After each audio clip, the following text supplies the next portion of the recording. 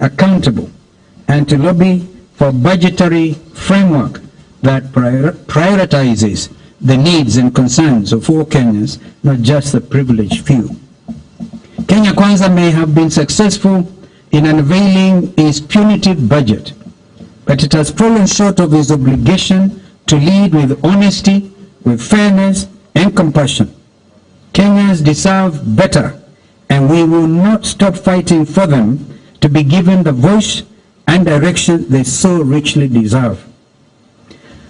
On the Finance Bill 2024, as our second item, the Kenya Kwanza Regime's planned Finance Bill 2024 seeks to fund a 3.914 trillion budget through tax collection of 3.354 trillion shillings. This grandiose goal comprises several new and amended tax measures that will have a substantial impact on both individuals and businesses in our country.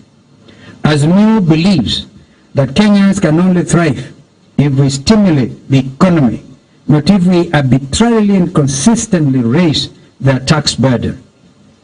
If the bill is passed as written, Kenyans must be prepared to give up their belts, or what remains of them, in the second wave of KK taxes.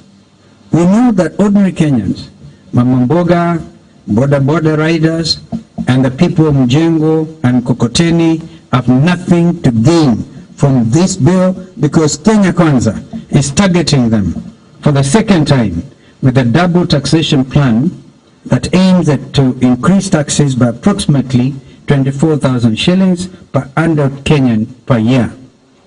The majority of the tax measures in the 2024 Finance Bill are punitive in nature, with substantial consequences for Kenyans. For example, the new tax on motor vehicles proposes a 2.5% tax on the value of motor vehicles, with a minimum of 5,000 shillings and a maximum of 100,000 shillings, which, if adopted, will raise the cost of car ownership and result in higher insurance rates.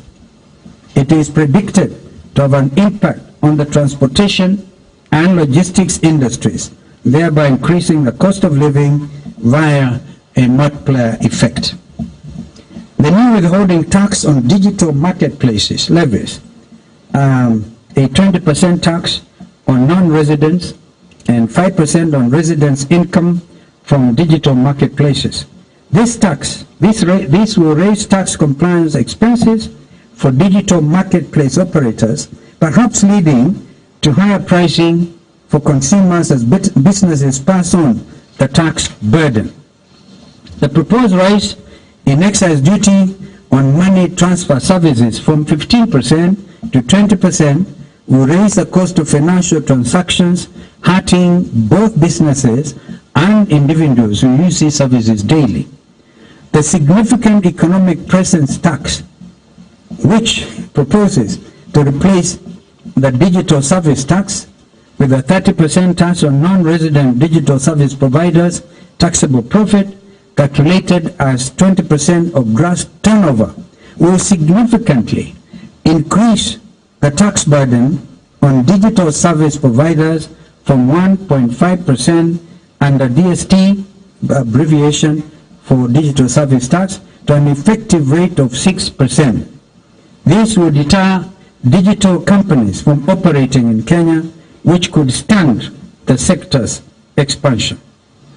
Kenya's efforts to establish a circular economy to manage its waste and become a regional recycling hub will be further undermined by the recently proposed eco-levy environmental tax, which targets importers and manufacturers of specific products to set up waste management infrastructure. This new tax will duplicate the current levy mandated under Extended Producer Responsibility (EPR) scheme, and will also remove the incentive to increase investments in recycling waste products.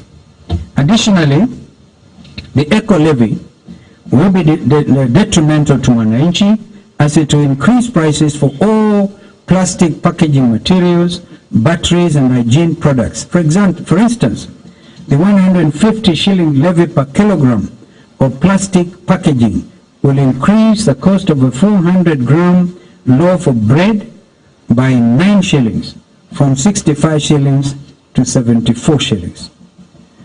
Increase 1 liter of cooking oil by 16.81 shillings, from 300 to 316.81. Increase of 1 kilogram of powder detergent by 30 shillings, from 200 to 230.